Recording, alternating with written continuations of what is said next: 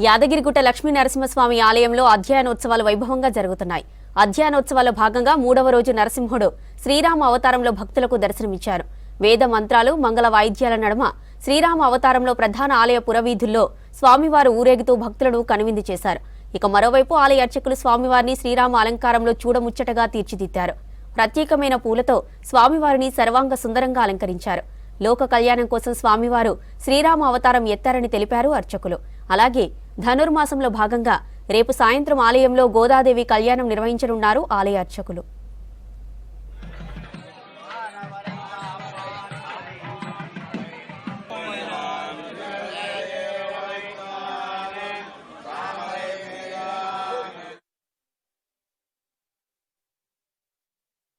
అఖిలాండకోటి బ్రహ్మాండ నాయకుడైన శ్రీ యాదాద్రి లక్ష్మీ నరసింహస్వామి వారి దివ్య సన్నిధానంలో మహావైభవపేతంగా గత వైభవాల కంటే కూడా శతాధికమైనటువంటి వైభవాలతో ఈ వైకుంఠ ఏకాదశి పర్వదినం ప్రారంభింపబడి 6 రోజుల పాటు మహావైభవంగా 3 ఉత్సవాలు మహాఘనంగా నిర్వహించడం జరుగుతుంది. మొదటిది ఆళ్వార్ దివ్య ప్రబంధ మహోత్సవం, రెండవది అమ్మవారి నీరాటోత్సవం, మూడవది వైకుంఠ ఏకాదశి మహోత్సవాలు. ఈ ఉత్సవాలను సేవించడానికి రాష్ట్రాల నుండి, రాష్ట్రేతరాల నుండి కూడా భక్తజనులందరూ కూడా ఇచ్చేసి అలంకార వైభవం, శాస్త్ర వైభవం, దేవ వైభవాన్ని దర్శించి తరిస్తూ ఉంటుంటారు.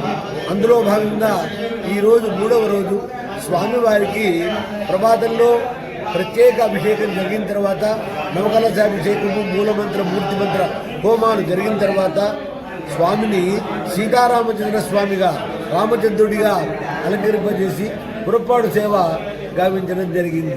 లోకోత్తరమైన ఆదర్శ దంపతి వైభవానికి రాముడే ప్రతీక. రాజు ఆదర్శంగా తీసుకున్నా, మంత్రులు ఆదర్శంగా తీసుకున్నా, సామాన్య జనులు ఆదర్శంగా తీసుకున్నా కూడా రాముడే మన హైందవ జీవనానికి ఆదర్శ పురుషుడు.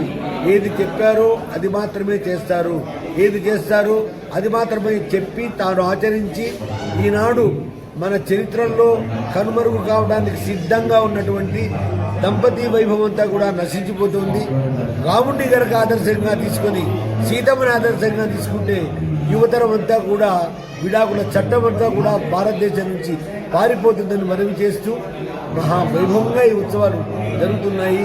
సేవించడానికి మా కార్యనిర్వహణాధికారి పక్షాన మేము స్వాగతం చెప్తున్నాం, సుస్వాగతం చెప్తున్నాం.